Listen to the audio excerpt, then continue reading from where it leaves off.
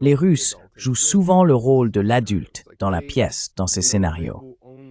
Ils ne répondront à une escalade que s'ils y sont vraiment obligés. Ils ne souhaitent pas voir la situation dans la région baltique s'aggraver davantage. Et il faut aussi prendre en compte un autre élément. Lorsque j'ai évoqué le sentiment de trahison ressenti par les Russes vis-à-vis des Européens de l'Ouest continentaux, ce sentiment est bien plus fort en ce qui concerne la Finlande et la Suède, les pays scandinaves en particulier.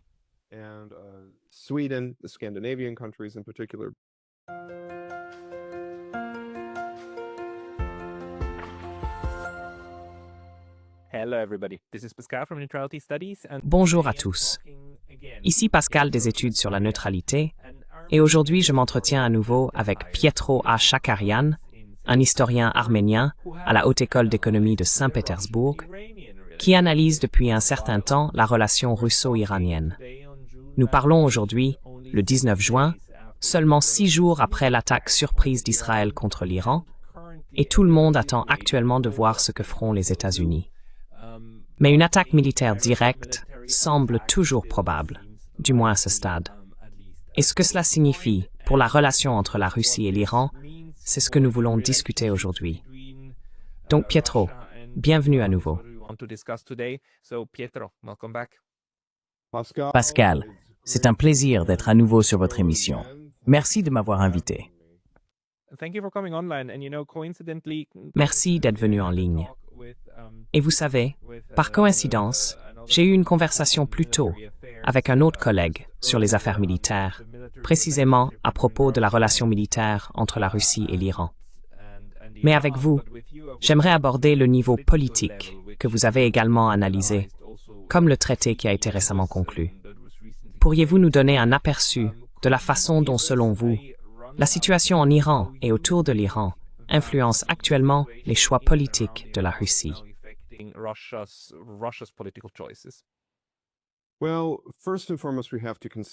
Eh bien, tout d'abord, il faut prendre en compte la dynamique du pacte de janvier, que je ne vais pas détailler point par point à nouveau dans votre émission car je l'ai déjà fait. Mais, pour rappeler à votre public, le traité prévoit un approfondissement de la coopération militaire technique. Mais il ne s'agit pas d'un pacte de défense mutuelle. C'est très important à comprendre. De plus, et c'est aussi un point important que les analystes russes souligneront, ni la partie russe, ni la partie iranienne ne souhaitent à ce stade porter cela au niveau d'un pacte de défense mutuelle. C'est extrêmement important. Donc, il ne s'agissait pas d'une situation où, par exemple, l'Iran aurait voulu conclure un pacte de défense et où la Russie aurait, vous savez, trahi l'Iran ou quelque chose de ce genre.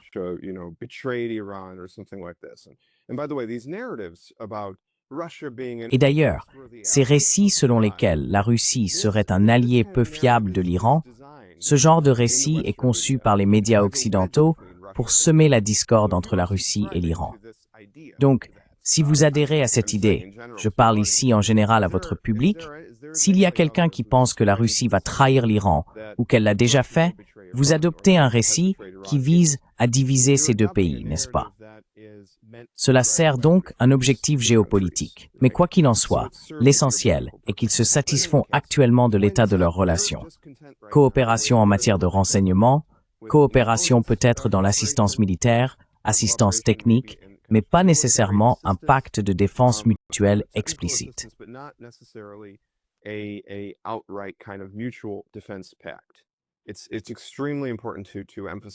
Il est extrêmement important de souligner ce point à lui seul. Donc, non. Et il faut aussi comprendre les enjeux pour la Russie et en réalité aussi pour la Chine à cet égard. Car encore une fois, je le replace dans le contexte, celui de l'Eurasie. Si par exemple, donc encore une fois, toute l'attaque initiale d'Israël contre l'Iran était motivée par cette idée, du moins c'est ce qu'il disait, concernant le programme nucléaire, pour éliminer le programme nucléaire iranien. Mais en réalité, on voit bien que l'objectif de l'attaque a rapidement changé, et Benjamin Netanyahou a déclaré qu'il s'agissait d'un changement de régime. Même le nom de l'opération, Opération Lion Levant, le lion est le symbole national de la Perse, de l'Iran. Donc l'idée était peut-être de provoquer une sorte de soulèvement. Mais Dieu nous en préserve. S'il y avait un changement de régime en Iran, encore une fois, réfléchissez à cela.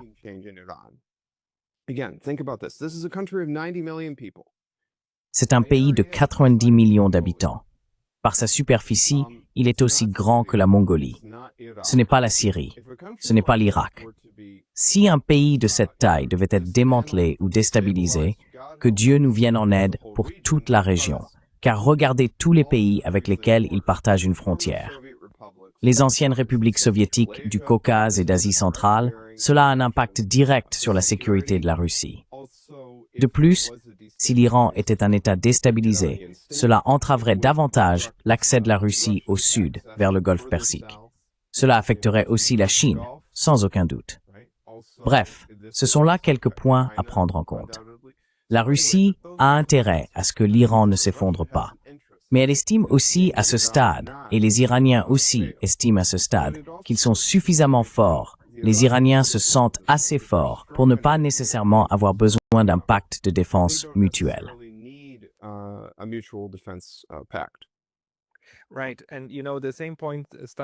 D'accord.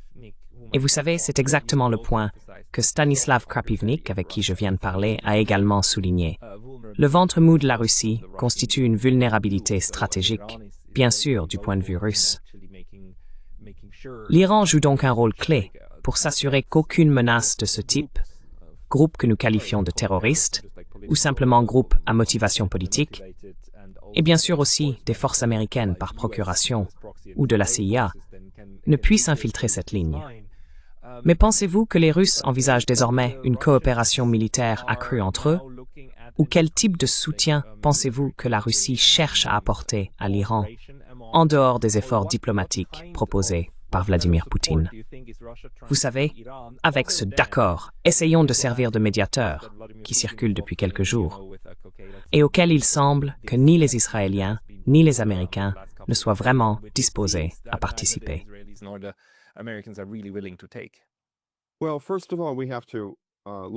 Eh bien, tout d'abord, il faut prendre en compte le fait que les démarches diplomatiques, les déclarations diplomatiques, les mouvements diplomatiques, c'est pas rien.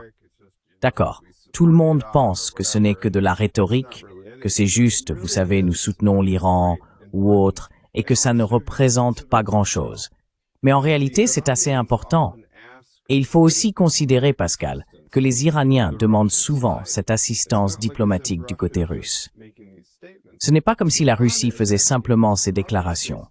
L'Iran demande, et la Russie dit en gros à l'Iran, « Que pouvons-nous faire pour vous ?» Et l'Iran répond, « Si vous pouviez nous soutenir, disons à l'ONU. » N'est-ce pas? La Russie et la Chine étaient les deux seuls membres permanents du Conseil de sécurité à soutenir l'Iran à l'ONU lorsque cette attaque, vous savez, a commencé.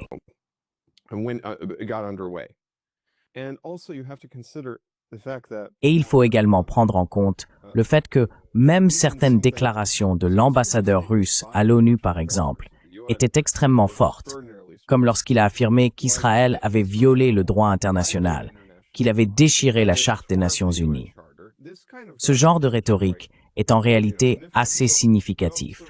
Ainsi, le soutien politique et diplomatique est en fait très important pour les deux camps. Mais il y a aussi cet aspect.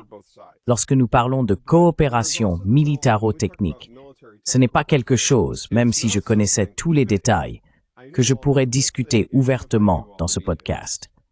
Ce sont des choses qui se passent en grande partie en coulisses entre la Russie et l'Iran.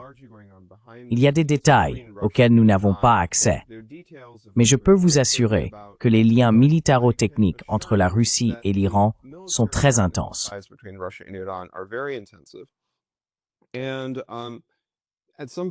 À un certain moment, c'est aussi limité parce que les deux parties ne sont pas encore prêtes à passer à l'étape suivante. Même ce pacte de janvier, il faut comprendre qu'il reflétait essentiellement l'évolution des relations jusqu'à ce point. Il s'agissait de formaliser par écrit le fait que les accords précédents entre la Russie et l'Iran étaient dépassés et qu'ils devaient désormais être remplacés par quelque chose qui reflète réellement la nature de leurs relations. Mais il faut aussi prendre en compte que les deux parties ne sont pas encore prêtes pour un pacte de défense mutuelle. Et il faut également se poser cette question. Pourquoi devons-nous supposer, dans la sphère des médias alternatifs, que l'Iran doit nécessairement être sauvé par la Russie ou la Chine?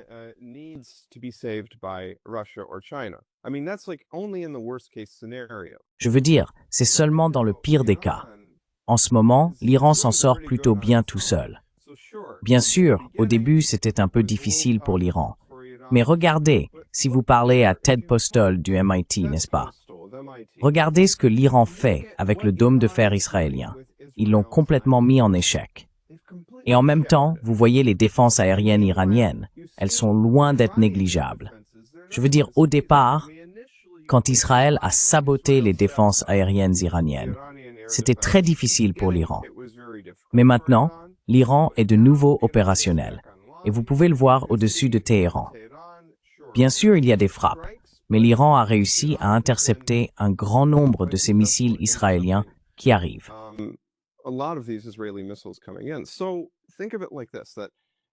Alors, voyez les choses ainsi. L'Iran, comme je l'ai dit, est un pays de 90 millions d'habitants, avec d'importantes ressources humaines. Et c'est un pays très vaste. Maintenant, il y a aussi des problèmes qui accompagnent le fait d'être un pays aussi grand. Il y a des situations où Israël peut s'infiltrer, où le Mossad peut s'infiltrer avec ses espions en Iran. Ce n'est pas très différent de ce que nous avons vu entre la Russie et l'Ukraine, n'est-ce pas? Encore une fois, même l'attaque de drones, tout cela était, vous savez, parfaitement orchestré. C'était exactement comme ce qui s'est passé avec la Russie et les Ukrainiens, où ils sont entrés à l'intérieur de la Russie et ont installé ces drones pour qu'ils se lancent tout seuls, et ainsi de suite.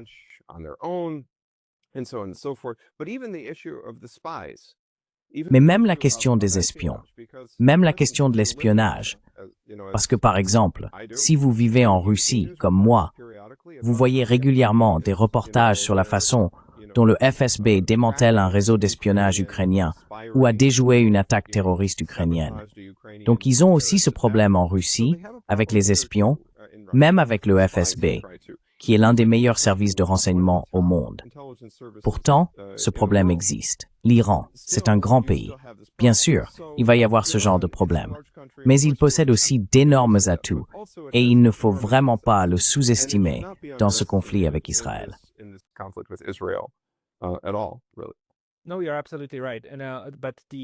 Non, tu as tout à fait raison. Mais le fait est que le conflit, la guerre, je veux dire Israël contre l'Iran, et en coulisses, les États-Unis contre l'Iran, et peut-être ouvertement. Jusqu'à présent, la frappe n'a pas encore eu lieu. Je veux dire, les États-Unis n'ont pas encore largué de bombes directement avec leurs propres moyens militaires sur l'Iran. Mais si cela arrive, cela aura bien sûr un impact sur la relation avec la Russie et la Chine, ce qui me semble évident. Mais de quelle manière peut-on s'attendre à une coopération militaire accrue?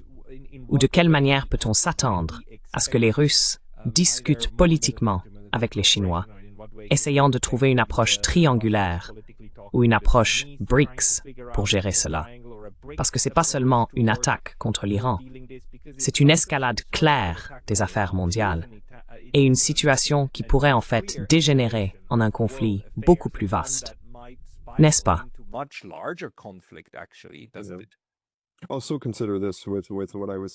Considérez également ceci en lien avec ce que je disais à propos du fait que non seulement le ventre mou de la Russie, c'est-à-dire les anciennes républiques soviétiques du Caucase et d'Asie centrale, est particulièrement vulnérable face à un Iran déstabilisé, mais aussi, comme je l'ai mentionné, cela coupe ou couperait. Si l'Iran était déstabilisé ou si un gouvernement pro-occidental arrivait au pouvoir en Iran, cela couperait l'accès de la Russie au Golfe Persique et à l'océan Indien. Ce serait une situation vraiment, vraiment difficile pour les Russes et aussi pour la coopération des BRICS.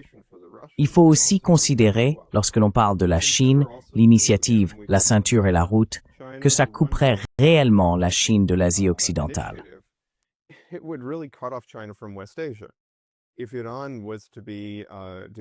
Si l'Iran venait à être déstabilisé, ou même si un gouvernement pro-occidental arrivait au pouvoir, par exemple. C'est très improbable. Mais si le fils du Shah, disons, arrivait au pouvoir en Iran, quelque chose de ce genre, alors, au final, cela couperait la Chine de l'Asie de l'Ouest. Donc pour la Russie comme pour la Chine, ils comprennent les enjeux. Ils en sont pleinement conscients. Et ils ont consulté. Il va y avoir un appel téléphonique entre Vladimir Poutine et Xi cette semaine, je crois. Et cela montre le niveau de gravité de la situation. Ils vont concrètement discuter de la situation au Moyen-Orient et en Iran. Et même si, encore une fois, Poutine fait une proposition de paix de bonne foi, en disant « Écoutez, j'ai une proposition ». Il a déclaré tout récemment au Forum économique de Saint-Pétersbourg « Voici un plan de paix que je suis en train d'esquisser où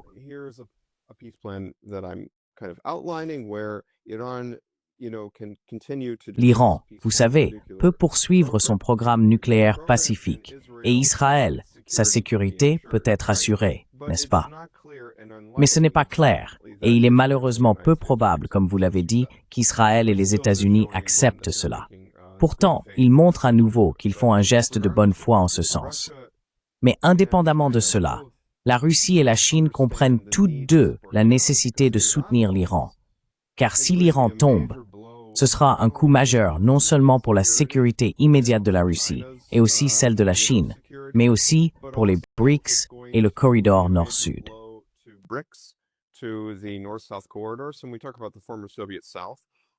Donc, lorsque nous parlons de l'ancien Sud soviétique, les deux anciennes républiques soviétiques, du Kazakhstan et du Turkménistan, qui sont d'une importance capitale en Asie centrale, en tant que lien terrestre avec l'Iran, tout ce corridor nord-sud, ce que je veux dire, deviendrait caduc si l'Iran était complètement déstabilisé.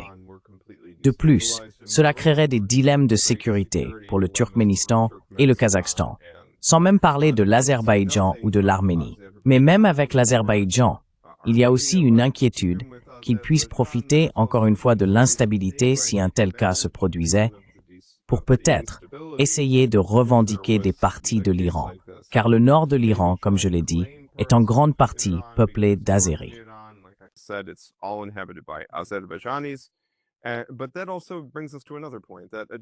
Mais cela nous amène aussi à un autre point. Un Iran déstabilisé.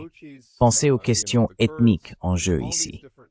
Les Baloutches, les Kurdes, toutes ces différentes nationalités qui vivent en Iran, car les Perses ne représentent, je crois, qu'environ 50% de la population, et le reste est composé de diverses minorités ethniques. Maintenant, ils sont tous intégrés à l'État iranien. Ils s'identifient tous comme Iraniens, mais ils appartiennent à des groupes ethniques différents. Et donc, ce que les États-Unis et Israël essaient, lorsqu'ils parlent de changement de régime et de la possibilité d'appliquer à l'Iran le scénario irakien, libyen ou syrien, imagine ce qui se passerait, Pascal. Ce serait énorme. Ce serait une catastrophe immense pour toute la région.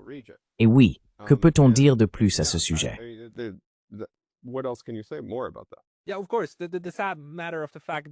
Oui, bien sûr. Mais le triste constat, c'est que si l'on observe la stratégie militaire d'Israël dans son voisinage immédiat, je ne peux m'empêcher de penser que le chaos dans la région est précisément l'objectif de cette stratégie. Ce que l'on cherche, c'est à s'assurer que la région soit en guerre contre elle-même, afin de rester la puissance dominante, surtout avec le soutien des États-Unis.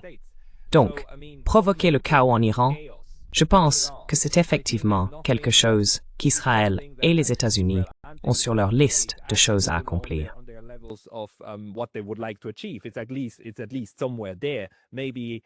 C'est au moins quelque part là, peut-être après un changement de régime, et vous savez, un contrôle total.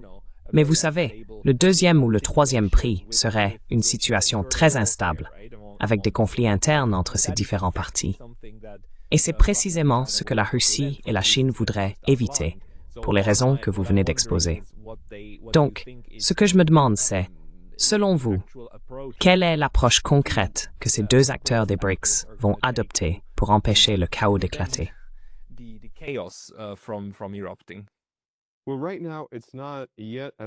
Eh bien, pour l'instant, la situation n'est pas encore à un point où elle est tellement hors de contrôle qu'ils doivent, disons, venir au secours de l'Iran. parce que l'Iran, comme je l'ai dit, peut subvenir à ses propres besoins. Mais il y aura certainement un certain niveau de soutien diplomatique, ainsi qu'une coopération militaro-technique.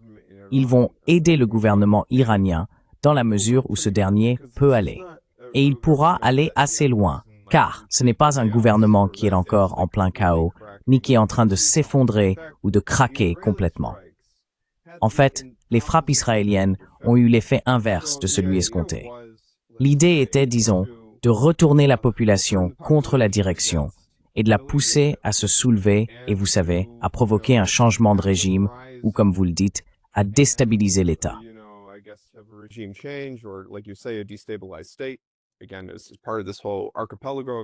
Encore une fois, cela fait partie de tout cet archipel d'États déstabilisés qui profiterait à Israël et aux États-Unis. Mais au final, le peuple s'est rassemblé autour du gouvernement. Parce qu'il faut aussi prendre en compte autre chose, ce qui est en fait assez intéressant. Quand on parle de l'Iran, c'est un pays très diversifié et multiethnique. J'ai mentionné les Azerbaïdjanais, il y a aussi des Kurdes et toutes ces autres nationalités différentes. Il y a également des Arabes au Khouzistan, des Baloutches, on pourrait continuer ainsi, des Talish, et bien sûr les Persans majoritaires.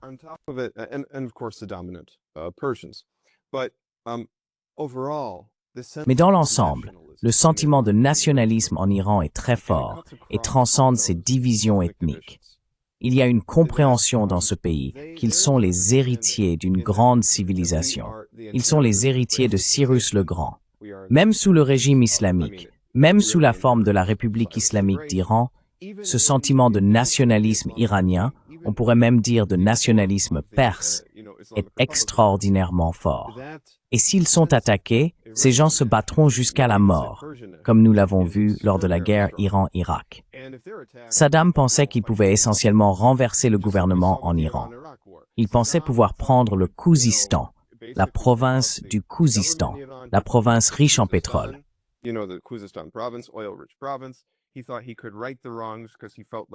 Il pensait pouvoir réparer les torts, parce qu'il avait l'impression que le Shah lui causait toutes sortes de problèmes. Et il pensait qu'une fois l'Iran déstabilisé, maintenant qu'il y avait cette révolution et ce genre de chaos révolutionnaire, selon lui, c'était le moment idéal pour frapper. Mais au final, cela a soudé le peuple. Et en réalité, cela a consolidé la révolution, on pourrait dire.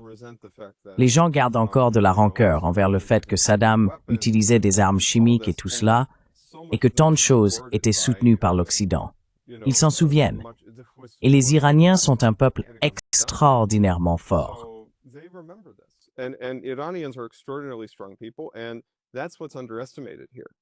Et c'est ce qui est sous-estimé ici. Ces gens sont prêts à se battre jusqu'à la mort. C'est leur pays.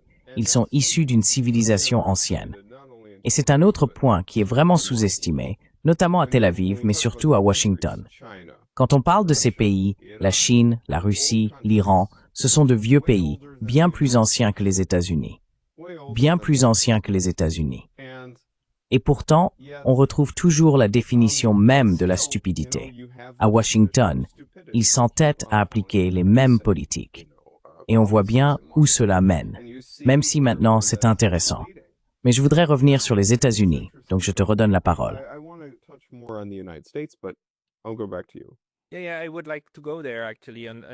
Oui, j'aimerais vraiment y aller, en fait. Et puisque tu es à Saint-Pétersbourg et que tu es en contact avec tes collègues russes, etc., quelle est la perception de tout cela aujourd'hui? Parce que tu sais, depuis 3 ans, on entend l'Occident collectif, crier à tue-tête, droit international, inviolabilité des frontières, invasion non provoquée, inacceptable. Tu sais, tout le monde doit condamner cela au nom de l'ordre fondé sur des règles. Maintenant, on a un cas d'école d'agression commise par un allié des États-Unis, un allié européen, contre une nation qui ne représentait vraiment aucune menace. Et même la formulation, je veux dire la façon dont c'est présenté en Occident, c'est que c'est une attaque préventive. Ce n'est évidemment pas le cas. C'est comme si c'en était une, même si ils étaient à 1 ou 2 ans, même si c'était vrai, d'obtenir la bombe nucléaire. Même si l'Iran était sur le point d'obtenir la bombe nucléaire dans 1 ou 2 ans, cela ne compterait toujours pas comme une...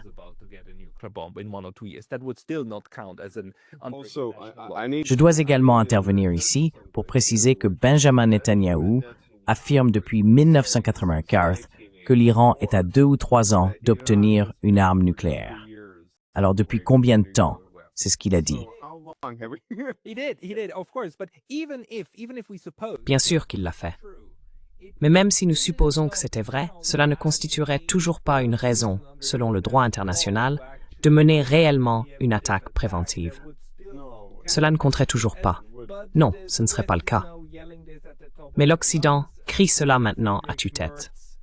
Et Friedrich Merz a dit « Oh, nous remercions les Israéliens de faire le sale boulot pour nous. Je veux dire, c'est très courageux de leur part, et nous devons les remercier et les soutenir. » Comment cela est-il perçu là-bas?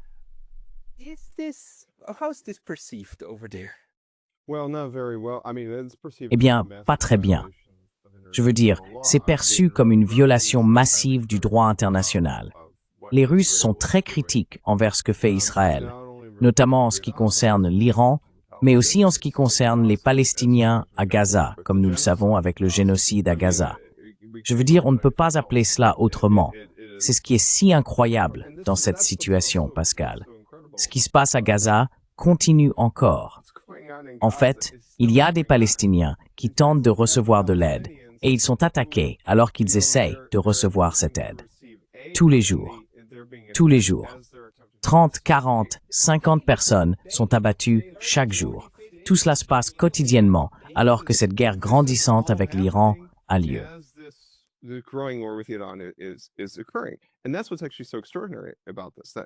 Et c'est justement ce qui est si extraordinaire dans cette situation. Comment Netanyahou peut-il penser qu'il peut tout faire en même temps? Je veux dire, il croit clairement qu'il bénéficie d'une immunité de la part du gouvernement des États-Unis. Et c'est pas tout. Je devrais insister sur le fait qu'il est très facile de réduire cela à une question entre démocrates et républicains, de faire croire que ce sont seulement les républicains et Trump, vous voyez. Mais il faut se rappeler que cela a commencé sous Joe Biden. Cela a commencé sous un président démocrate en réalité, en ce qui concerne Gaza, et même les menaces envers l'Iran, car Netanyahou prévoyait déjà cette frappe contre l'Iran à la fin de 2024, en fait.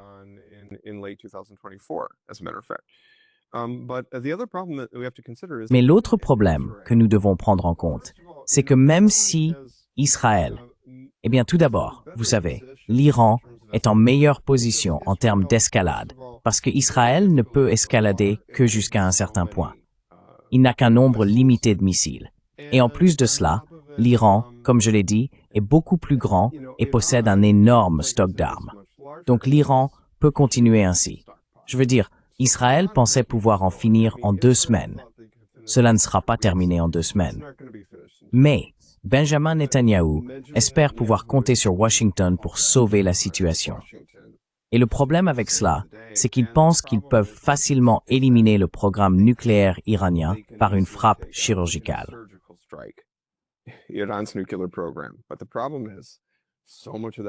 Mais le problème, c'est qu'une grande partie de ce programme, comme tu le sais, est profondément enfoui sous terre.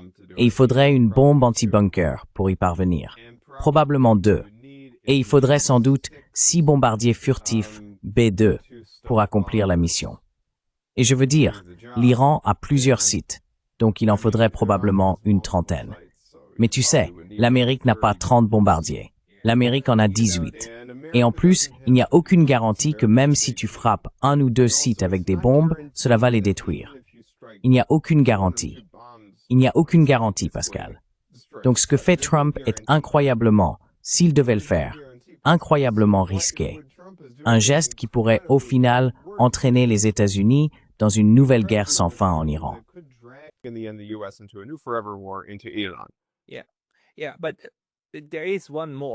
Oui, mais il y a un autre problème. C'est que les États-Unis, comme solution de repli si la guerre ne fonctionne pas, c'est une chose. Mais il y a un autre enjeu, ce sont les armes nucléaires israéliennes.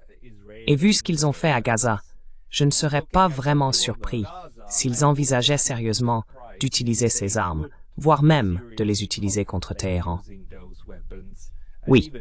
Quelle est votre analyse à ce sujet?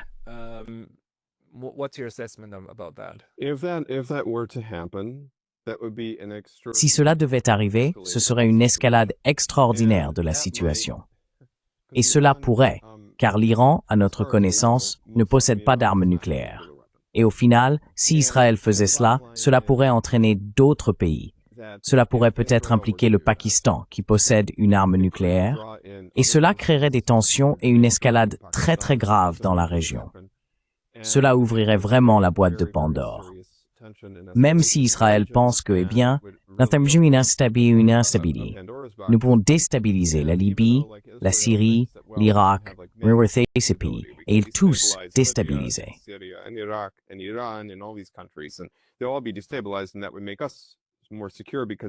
Et cela nous rendrait plus sûrs, parce qu'ils se battraient entre eux. Oui, mais cela ne fonctionne que dans une certaine mesure. À un moment donné, ils vont perdre le contrôle de la situation. Et si cela arrive, s'ils décident d'utiliser une bombe nucléaire, ce serait vraiment le début de la fin. Je veux dire, on parlerait sérieusement d'une troisième guerre mondiale. C'est à ce moment-là que l'on pourrait avoir, à ce stade. Peut-être. Même si je ne peux pas l'affirmer concrètement, parce que, encore une fois, beaucoup de choses seraient discutées à huis clos, disons.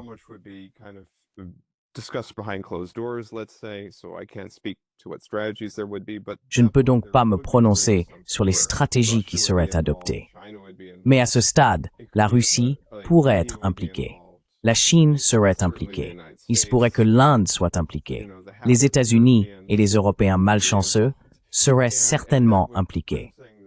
Ce que je veux dire, c'est qu'il s'agirait d'une escalade extraordinaire qui serait vraiment néfaste pour la sécurité internationale et l'environnement international, car l'utilisation d'une bombe nucléaire n'améliorera rien.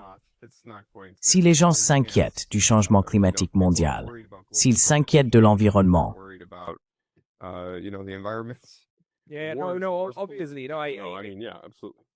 Oui, non, évidemment. Non, je veux dire oui, absolument. Je suis totalement d'accord. Je veux dire, ce serait absolument horrible. Mais si l'on regarde le niveau d'horreur déjà commise par les Israéliens, pour moi, cela relève malheureusement du domaine du pensable. Mais j'aimerais plutôt te poser une autre question, à savoir, existe-t-il des sentiments mitigés à l'égard d'Israël en Russie?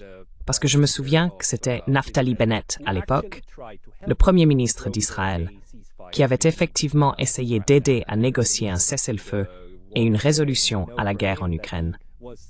Et nous savons de sa part qu'il essayait sérieusement d'aider et qu'on lui a dit d'arrêter par les Américains. Alors, quels sont les sentiments de la Russie envers Israël, au-delà de l'escalade immédiate avec l'Iran?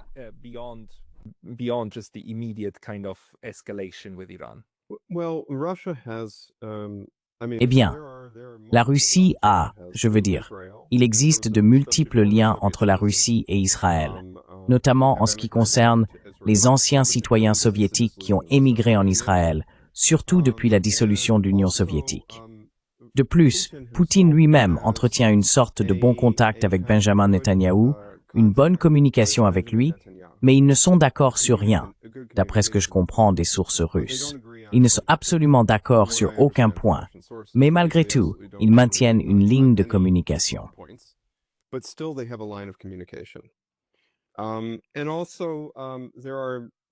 Et aussi, vous savez, il y a aussi la population juive russe. Donc il existe des liens avec Israël de cette manière. Mais la connexion entre la Russie et Israël, malgré ces liens, n'est pas, disons, comparable à la relation entre Israël et les États-Unis. Il faut vraiment clarifier cela et le mettre en avant pour que notre public comprenne bien. Ainsi, même s'ils apprécieraient par exemple les initiatives de paix de M. Bennett envers l'Ukraine, la Russie comprend toujours qu'aucun pays n'est au-dessus du droit international. Aucun pays ne peut être autorisé à attaquer un autre pays sans.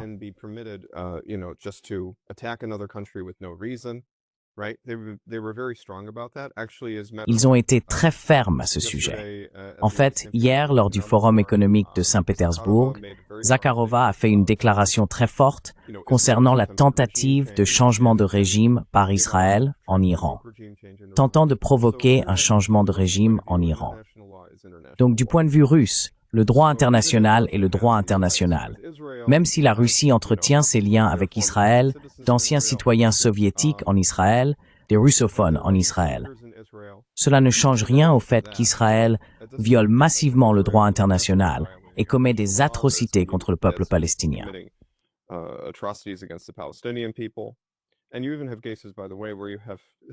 Et d'ailleurs, il y a même des cas où certaines personnes, disons des Russes, qui auraient déménagé en Israël, ou pour une raison quelconque, peut-être qu'ils étaient des Juifs russes ou autres, et maintenant, vu tout le chaos là-bas, ils repartent parce qu'ils comprennent « nous ne voulons pas être dans cet endroit, c'est trop fou ». Et surtout, il y a même des blagues maintenant. Les gens plaisantent, par exemple, à propos de la célèbre chanteuse pop russe Alla Pugacheva, qui est partie en Israël au début de la guerre en Ukraine, de l'opération militaire spéciale, et comment elle y est allée en disant « Eh bien, il n'y a pas de guerre ici ». Eh bien, maintenant, on voit à quoi ressemble la situation. Je veux dire, c'est même pire là-bas en termes de guerre que ça ne l'est ici, clairement. Ici, on a presque l'impression qu'il n'y a pas de guerre, en fait. Oui, alors qu'as-tu entendu d'autre au Forum économique? Je veux dire, l'Iran était-il un sujet de discussion majeur en dehors de l'économie? Non, pas seulement l'Iran. Je veux dire, l'Iran était un sujet de discussion majeur parce que c'est dans tous les esprits et sur toutes les lèvres en ce moment dans les affaires internationales. Je veux dire, quand on regarde les informations, en particulier lundi soir, comme je te le disais, hors antenne avant de passer en direct dans ton émission. J'ai eu l'impression, tu sais, parce que même si je suis arménien, j'ai grandi aux États-Unis et j'ai vécu la période de la guerre en Irak, aux États-Unis. Et je me souviens de la période précédant la guerre et du battage médiatique dans les médias américains et les chaînes d'infos en continu à l'approche de la guerre. Et c'est exactement ce que j'ai ressenti lundi soir, d'après ce que j'ai pu comprendre. Donc, encore une fois, je suis un arméno-américain. J'ai observé ce que c'était pendant la guerre en Irak, en 2003. Mais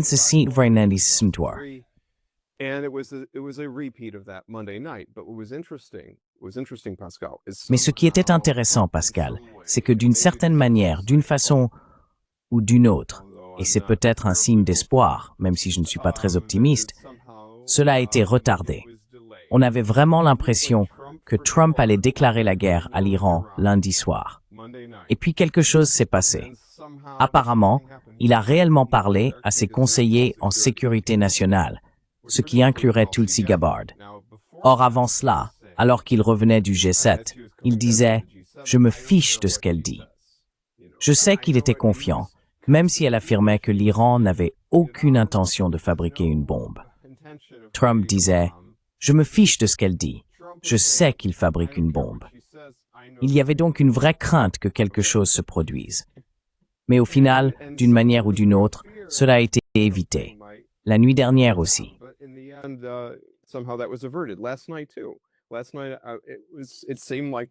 Hier soir, il semblait que la même chose allait se produire. Et puis soudain, rien ne s'est passé. Donc c'est difficile.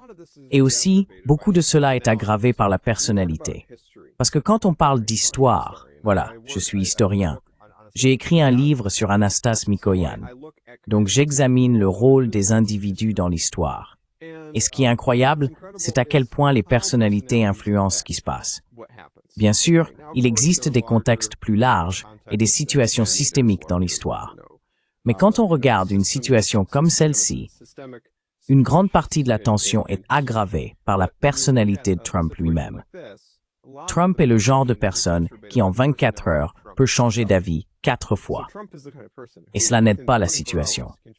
Cela vous maintient constamment sur le qui-vive, vous voyez.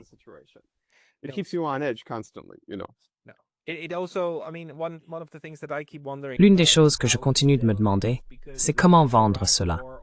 Parce que la guerre en Irak, dans l'ensemble, était encore plus facile à vendre au grand public américain et aussi aux Européens, dans une certaine mesure, à cause de ce récit sur les armes de destruction massive qui était nouveau à l'époque, ou du moins nouveau pour cette période. Mais maintenant, c'est juste une répétition, encore et encore, n'est-ce pas? On voit bien que ça ne prend plus. Et même Tulsi Gabbard a réussi à vider cet argument de sa substance de manière préventive, parce qu'elle a fait cette déclaration devant le Congrès, n'est-ce pas? Cela est beaucoup utilisé en ce moment. Mais l'une des craintes qui subsistent est celle d'une sorte de faux drapeau. Ray McGovern craint que l'un des vieux navires qui sont maintenant en route vers le Golfe ne devienne un tel cas.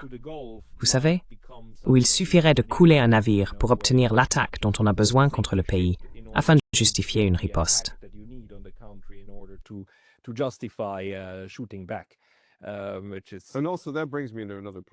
Et cela m'amène également à un autre point qu'il faut mentionner dans ce podcast, le fait que l'Iran a la capacité de fermer le détroit d'Ormuz.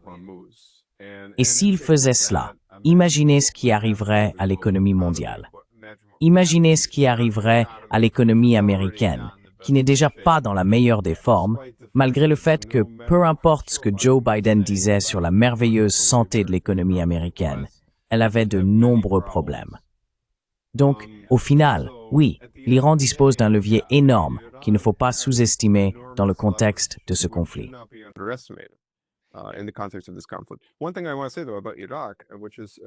Une chose que je voudrais dire, cependant, à propos de l'Irak, et c'est un point important, c'est que vous parlez de cette idée de vouloir vendre une guerre. Vous savez, on revient à l'idée de Chomsky sur la fabrication du consentement, n'est-ce pas? Et le problème ici, c'est qu'il y a une telle méfiance envers les chaînes d'information en continu aux États-Unis que c'est presque comme si plus personne ne les écoutait. Et la question est, pourquoi ressentent-ils encore le besoin de vendre la guerre? Parce que les élites, au nom desquelles les médias agissent, les élites qui dictent en quelque sorte les règles aux médias, les médias vont de toute façon simplement exécuter ce qu'elles veulent.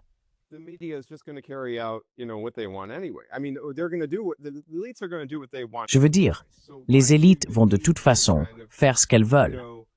Alors pourquoi auraient-elles même besoin de conditionner la population à quoi que ce soit? À ce stade, elles vont simplement faire tout ce qu'elles veulent. C'est une autre réflexion qui me vient à l'esprit. Peut-être que c'est un sujet à approfondir, mais c'est juste une pensée qui m'a traversé l'esprit en réfléchissant à tout ça. Pourquoi ressentent-elles encore le besoin d'essayer de vendre tout cela? Parce que les élites, pour qui elles agissent, vont de toute façon faire ce qu'elles veulent.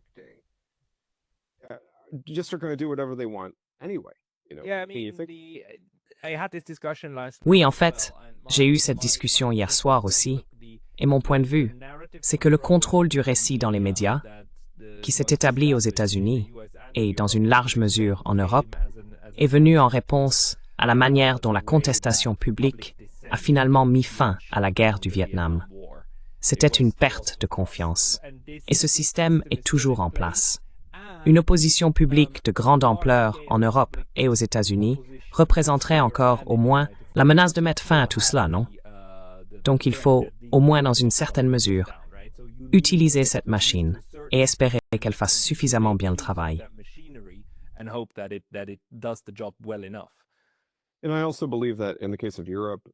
Et je pense aussi que, dans le cas de l'Europe, l'opposition à ces guerres était en réalité, surtout en Europe continentale, beaucoup plus forte. Même au Royaume-Uni, malgré l'alliance de Blair avec Dweby, au final, l'opinion publique britannique était très opposée à la guerre en Irak. Mais il est important de garder à l'esprit comment les Américains ont en quelque sorte percé à jour les Européens continentaux, ou la CIA, disons. Ils ont percé à jour les Européens continentaux. Et maintenant, on voit comment l'Europe continentale agit. Ils sont les plus loyaux. Ils sont même plus catholiques que le pape.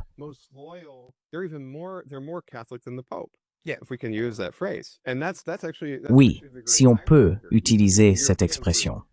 Et c'est justement là toute l'ironie de la situation. Autrefois, les Européens étaient très sceptiques à l'égard de toutes ces guerres. Et encore une fois, comme je l'ai mentionné plus tôt dans un autre podcast, l'Europe sait ce que la guerre implique, surtout l'Allemagne. Ce que fait Merz est criminel, par son soutien à Israël, son soutien à la poursuite de la guerre en Ukraine. Et c'est criminel à cause de l'héritage de la guerre en Allemagne. Pensez à la façon dont l'Allemagne a été dévastée par la guerre, et au fait que Merz n'a aucun scrupule à exposer l'Allemagne à la menace d'une guerre avec la Russie, alors même que l'Allemagne n'est même pas préparée à une guerre contre la Russie.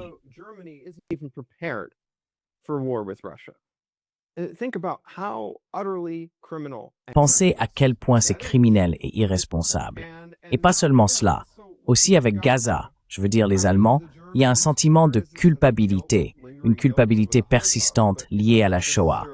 Mais cela ne signifie pas nécessairement que vous devez traduire cela par un soutien inconditionnel à tout ce que fait Israël. Cela signifie que vous avez une obligation morale, en tant que peuple allemand, de vous opposer aux atrocités et au génocide. Et donc, ce qu'ils font, en réalité, c'est profaner la mémoire des victimes juives de la Shoah en permettant que le génocide à Gaza se poursuive. Et en le soutenant, vous savez, vraiment.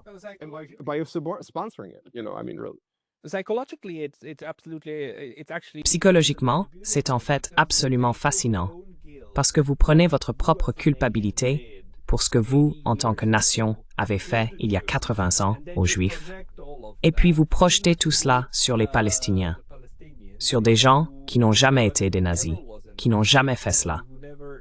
Et ensuite, vous affirmez qu'ils portent maintenant la culpabilité et que nous allons maintenant contribuer à créer une victime pour éradiquer et effacer notre propre culpabilité. Donc c'est vraiment,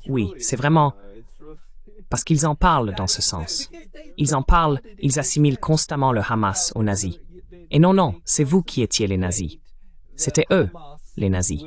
Oui, absolument, pas les Arabes. Les Arabes n'étaient pas les nazis. Mais c'est ce qui se passe en ce moment, et pas seulement en Israël, mais aussi en Allemagne.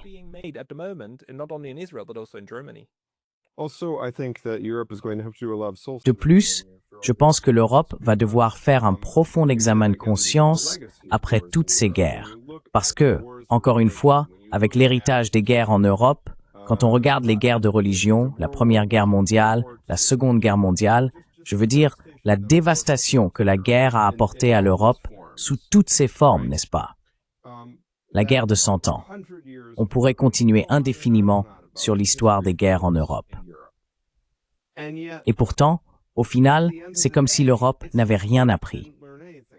Toute l'idée, du moins telle qu'elle a été présentée aux citoyens des pays européens, était que cela allait être une Europe d'après-guerre. D'après-guerre dans tous les sens. Pas seulement après la Seconde Guerre mondiale, mais après toutes les guerres. Qu'on n'allait plus recommencer. Et que les relations entre la France et l'Allemagne seraient le socle de la paix en Europe continentale.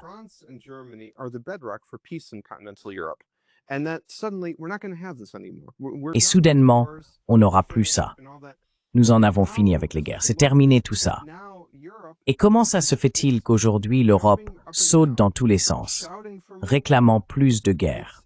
C'est une trahison quand ils parlent des valeurs européennes, et ils adorent parler des valeurs européennes à Bruxelles. Mais la plus haute valeur européenne, c'est l'opposition à la guerre. Et pourtant, ils s'agitent pour la guerre. C'est ce que je trouve incroyable. C'est une trahison de l'idée de l'unité européenne. Si l'on parle de véritable unité européenne, pas cette vision néolibérale des bureaucrates, mais une véritable unité européenne, elle devrait reposer sur l'opposition à la guerre. Ils encouragent cela. Ce qu'ils font est criminel.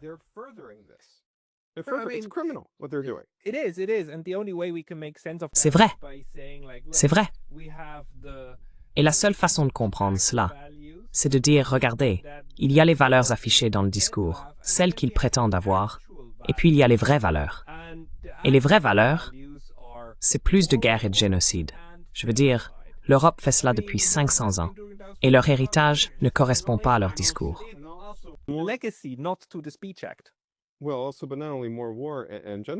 Eh bien, il ne s'agit pas seulement de plus de guerre et de génocide, mais aussi de profit, malheureusement.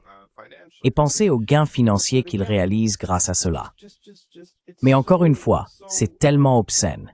C'est tout simplement obscène qu'après toute cette histoire de guerre, on pourrait penser que les Européens auraient tiré des leçons et ils n'ont rien appris. C'est ce que je dis. Cela va créer, quand tout cela, surtout avec l'Ukraine, une fois que les Russes, parce qu'il est très probable que la Russie, je veux dire, il est hautement probable que la Russie va gagner en Ukraine. Ils sont déjà en train de gagner. Soudainement, cela va provoquer un choc existentiel et les Européens vont se demander comment ils en sont arrivés là. Vous savez pourquoi? Il y aura peut-être un nouveau mouvement existentialiste, car il faudra se confronter à ces questions. Comment l'Europe s'est-elle retrouvée une fois de plus dans cette position où les dirigeants européens prônent la guerre? Where European leaders are advocating for war, like it's 1914. I wish I could support that, but I don't 1914. 1914. J'aimerais pouvoir soutenir cela, mais je ne pense pas, parce que l'état d'esprit européen est aussi un état d'esprit qui résiste au doute de soi. Ils ne doutent pas d'eux-mêmes. Ils n'ont pas ce moment où ils se demandent, vous savez, comme dans le sketch des Monty Python, sommes-nous les méchants? Les tranchées, vous voyez les Allemands et tout ça. Sommes-nous les méchants? L'Europe ne fait pas ça. Ils ne font pas ça. Ils ne se posent pas cette question. Donc ils ont déjà l'ennemi. Et le nouveau Hitler est... Les nouveaux Hitler, ils sont à Moscou, ils sont à Téhéran. Et le nouveau. Donc c'est la rationalisation, malheureusement. Mais nous voyons cela maintenant. Et vous, moi et d'autres, appelons-nous les observateurs réfléchis de la planète, nous voyons comment l'Union européenne elle-même est en train de sombrer dans quelque chose de très sombre. Et les imbéciles.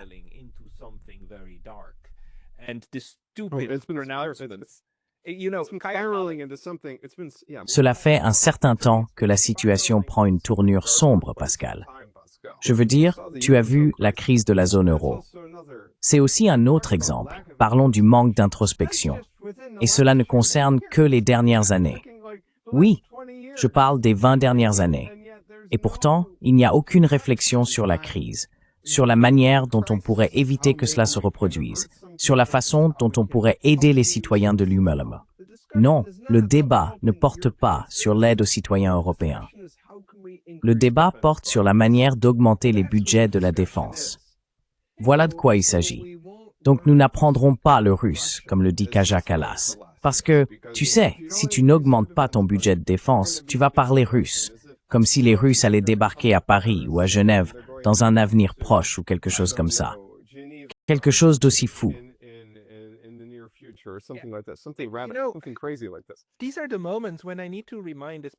Ce sont des moments où je dois rappeler, surtout à mes compatriotes suisses, que jamais dans l'histoire de mon pays, nous n'avons été attaqués par les Russes. Au contraire, les Russes nous ont aidés à nous libérer des Français à l'époque de Napoléon. On l'oublie constamment. Mais vous savez, c'est l'Europe. Que pensent les Russes de telles déclarations stupides de la part de personnes comme Kaja Kallas, en se souvenant aussi que Kaja Kallas est née en Union soviétique, fille d'un ancien communiste qui dirige aujourd'hui une partie de l'UBM. C'est là toute l'ironie de la situation.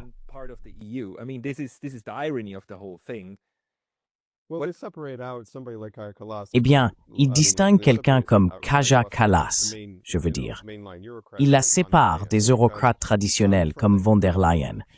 Parce que, du point de vue des Russes, lorsqu'ils observent les Européens continentaux, en particulier d'Europe de l'Ouest, il y a un sentiment de trahison.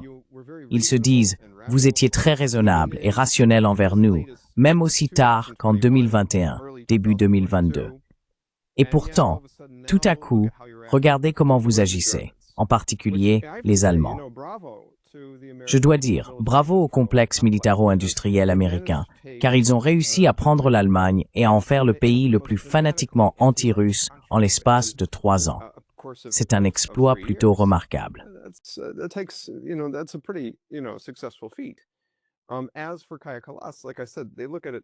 En ce qui concerne Kaja Kallas, comme je l'ai dit, il voit les choses un peu différemment, parce que, encore une fois, l'Estonie faisait partie de l'Union soviétique.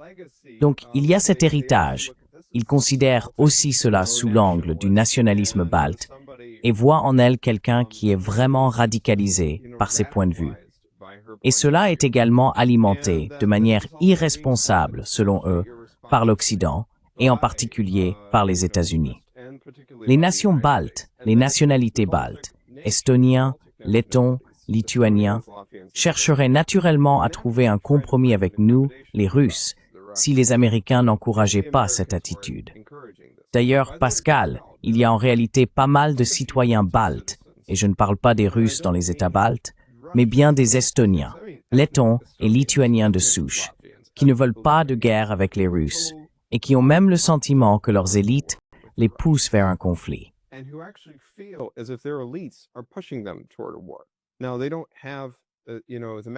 Aujourd'hui, ils n'ont pas le mégaphone et ils n'ont pas le pouvoir politique pour, même si c'est probablement une majorité silencieuse, ils n'ont pas le pouvoir politique pour vraiment changer les choses. Mais au final, la plupart des habitants des États baltes, peut-être qu'ils veulent être indépendants de la Russie, qu'ils ne veulent pas faire partie de la COI, qu'ils souhaitent peut-être rejoindre l'Union européenne et s'intégrer aux structures occidentales. Mais il n'y a pas d'appétit dans ces pays pour une confrontation avec la Russie. Pourtant, les élites de ces pays essayent vraiment de pousser.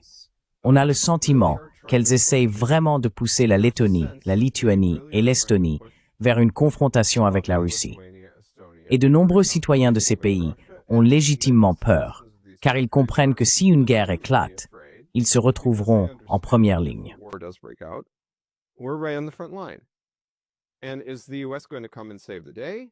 Et est-ce que les États-Unis vont venir sauver la situation? Je veux dire, il y a beaucoup de marge de manœuvre même dans l'article 5 de l'OTAN. Il faut donc réfléchir à tout cela. Même les citoyens baltes, dont certains que je connais personnellement, ne veulent pas d'une guerre avec la Russie, mais ce sont les élites qui la poussent. Et ces élites sont encouragées et soutenues par les États-Unis plutôt que découragées. Et cela sert en fait un objectif. Alors, que se passe-t-il si les élites baltes continuent d'alimenter cette idée de guerre permanente avec la Russie? Cela va en quelque sorte justifier la nécessité d'acheter plus d'armes aux États-Unis, à l'OTAN, et de faire tourner les affaires sans aucun égard pour la sécurité de leurs propres citoyens ou celle de la région balte.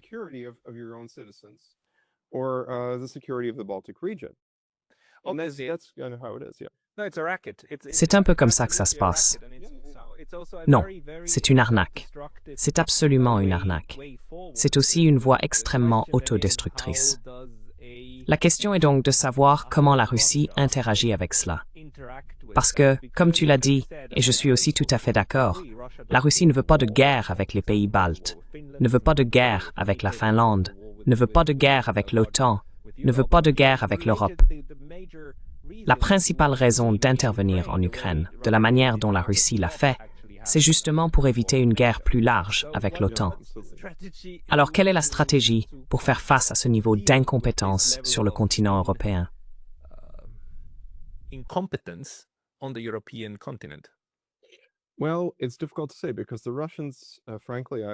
Eh bien, c'est difficile à dire parce que les Russes, franchement, je vous l'accorde, malgré le fait d'être constamment diabolisés en Occident, jouent souvent le rôle de l'adulte dans la pièce dans ces scénarios. Ils ne réagissent à une escalade que s'ils y sont vraiment obligés.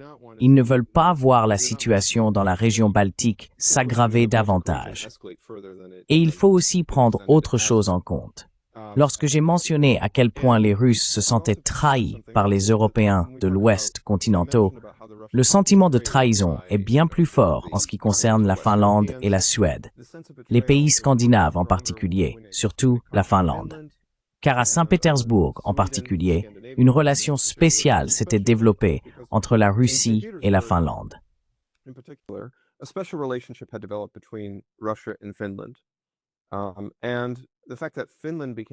Et le fait que la Finlande soit devenue si ouvertement anti-russe au milieu de tout ce qui se passe avec la guerre en Ukraine, cela a vraiment, vous savez, dérangé les Russes, comme si la guerre d'hiver revenait ou quelque chose de ce genre. De toute évidence, la Russie n'a aucune visée sur la Finlande. Il n'y a aucune raison de craindre la Russie. il n'y aura pas d'attaque russe imminente contre la Finlande. Et pourtant, en réalité, même si vous allez à Vyborg, qui se trouve juste à la frontière entre la Russie et la Finlande, juste à l'extérieur de Saint-Pétersbourg, vous pouvez même voir au musée de Vyborg que, jusqu'à ces dernières années, il existait des collaborations russo-finlandaises sur l'histoire de Vyborg, car Vyborg avait été une ville finlandaise dans l'histoire récente, comme nous le savons.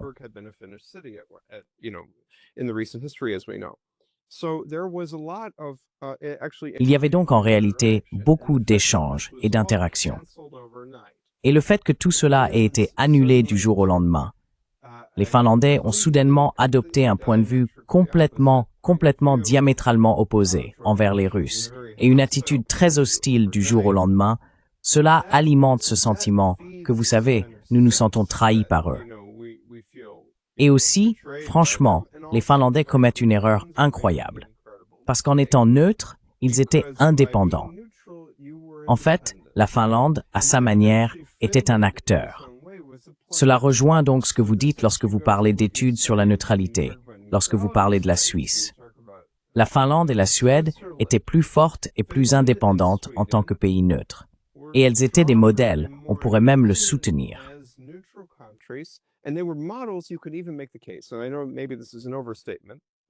Et je sais que c'est peut-être une exagération. Peut-être qu'une personne suisse, par exemple, penserait que c'est une exagération. Mais cela rend ces pays plus pertinents pour l'humanité. Parce que si vous adoptez une position neutre, alors vous parlez plus ou moins au nom de la majorité du globe. Donc même s'il y a effectivement une confrontation accrue entre Moscou et Washington, au moins le centre ne le souhaite pas et peut servir de plateforme pour la paix. Ainsi, Helsinki peut être une plateforme pour la paix. Genève peut être une plateforme pour la paix. Stockholm peut être une plateforme pour la paix. Mais malheureusement, de nos jours, les élites ne le voient pas ainsi. Et c'est selon moi la plus grande tragédie. Il y a aussi autre chose que je voudrais ajouter.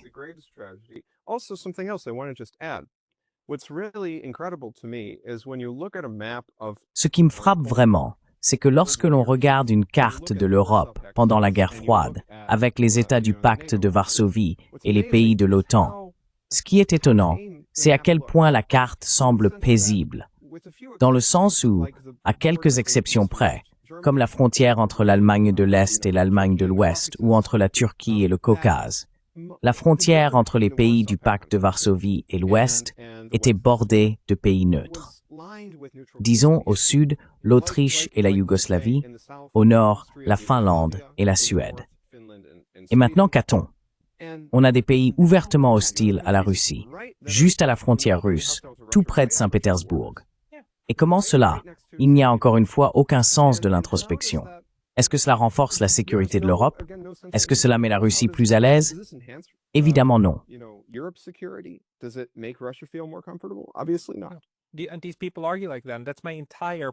Et ces personnes argumentent de cette manière. Et c'est précisément mon point. Ces États tampons ont un rôle très important à jouer. Et ce n'est pas seulement d'être un tampon physique. Vous savez, les États neutres sont généralement éliminés par la partie la plus forte dans un conflit, car les États neutres peuvent être utilisés, et sont souvent utilisés, comme échappatoires par la partie la plus faible ou la plus pacifique. Ainsi, les va-t-en-guerre ont aussi intérêt à éliminer les neutres, parce que il n'y aurait pas eu la conférence sur la sécurité et la coopération en Europe sans la Finlande, car ce sont les Soviétiques qui voulaient cela. C'était une idée soviétique, mais ils ne savaient pas comment la présenter à l'Occident.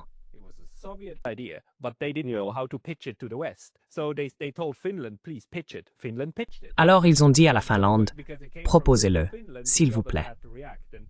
La Finlande l'a proposé, et comme cela venait d'un pays neutre, les autres ont dû réagir.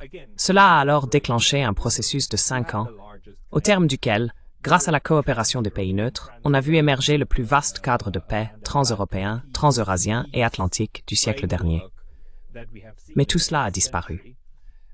Il n'y a plus aucun appétit en Europe pour une telle coopération en faveur de la paix en ce moment. Et j'espère au moins que la Russie continuera à travailler sur ces projets, même si les Européens ne veulent pas y participer. working on the designs, even if the Europeans don't want to participate. Eh bien, peut-être qu'un jour les Européens reviendront à la table des adultes, et peut-être qu'un jour cela changera. Et c'est la seule chose, il faut garder un peu d'espoir à ce sujet. Je sais que tu n'es pas très optimiste à ce propos, mais à bien des égards, je pense qu'à terme, cela devra changer. Je veux dire, parce que l'Europe, l'histoire fonctionne par cycle. Tu sais, l'historien russe Karamzin dit que l'histoire avance en spirale, n'est-ce pas? Donc, il est tout à fait possible que les Européens retrouvent leur lucidité à un moment donné et veuillent revenir, comme je l'ai dit, à la table des adultes, surtout sur ces questions de guerre et de paix. Je l'espère.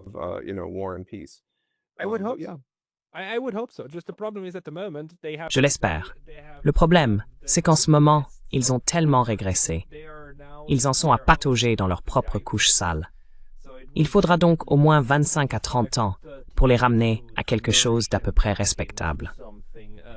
Quoi qu'il en soit, Pietro, nous approchons de l'heure d'émission. Pour les personnes qui souhaitent te lire davantage, où devraient-elles aller?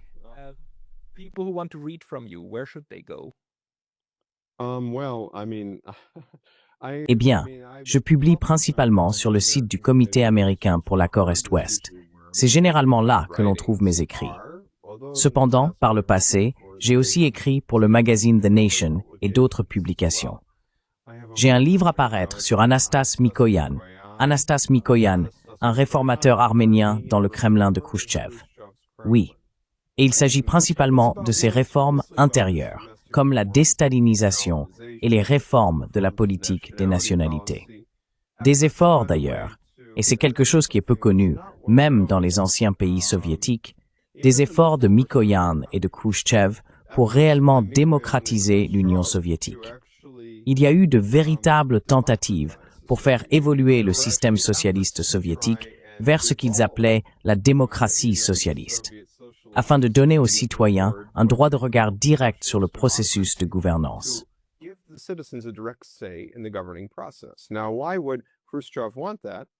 Alors, pourquoi Khrouchtchev aurait-il voulu cela? Parce qu'il avait des problèmes avec les bureaucrates, et il pensait que, eh bien, si nous organisons de vraies élections, deux choses seront résolues. Premièrement, le président Kennedy ne pourra plus dire que nous n'avons pas d'élections libres. C'est le premier point. Et deuxièmement, nous pourrons constamment faire sortir ces bureaucrates du pouvoir. Et alors ce ne sera plus un problème. Cela permettrait, en quelque sorte, de garder les choses dynamiques, pour ainsi dire. Mais comme nous le savons, Khrouchtchev a été renversé en 1964. Le soi-disant dégel de Khrouchtchev a pris fin, et c'était terminé. Mais mon livre parle de cela, et aussi des efforts de Mikoyan pour donner essentiellement plus de pouvoir aux républiques et aux entités autonomes. L'histoire de l'Union soviétique aurait pu être complètement différente.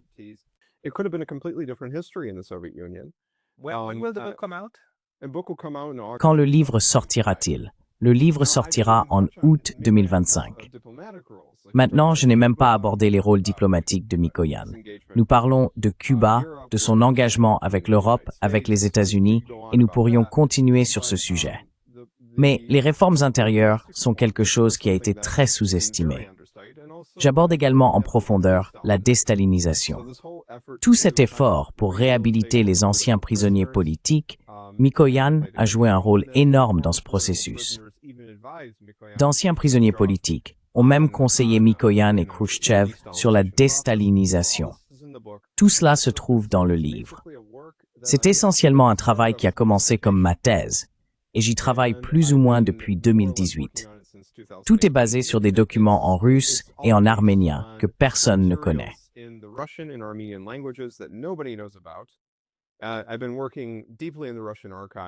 J'ai travaillé en profondeur dans les archives russes.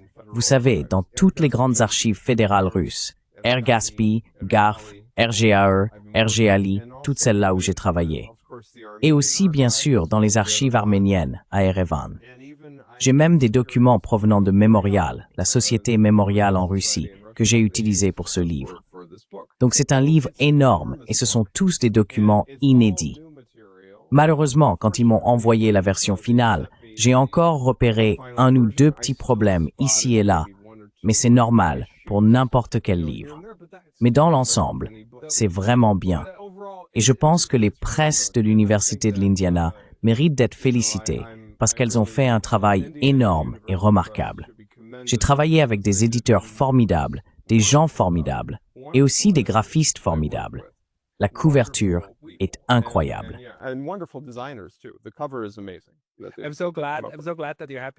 Je suis vraiment ravi que vous soyez satisfait de votre livre et du résultat final, car c'est un processus si long. Nous organiserons une discussion séparée à ce sujet. Je pense que cela mérite absolument une heure consacrée à Anastas Mikoyan et à l'histoire méconnue de l'Union soviétique qui aurait pu exister. Mais pour aujourd'hui, je voudrais vous remercier chaleureusement. Les liens seront dans la description. Pietro A. Shakarian, merci pour votre temps aujourd'hui. Pietro Shakarian, thank you for your time today.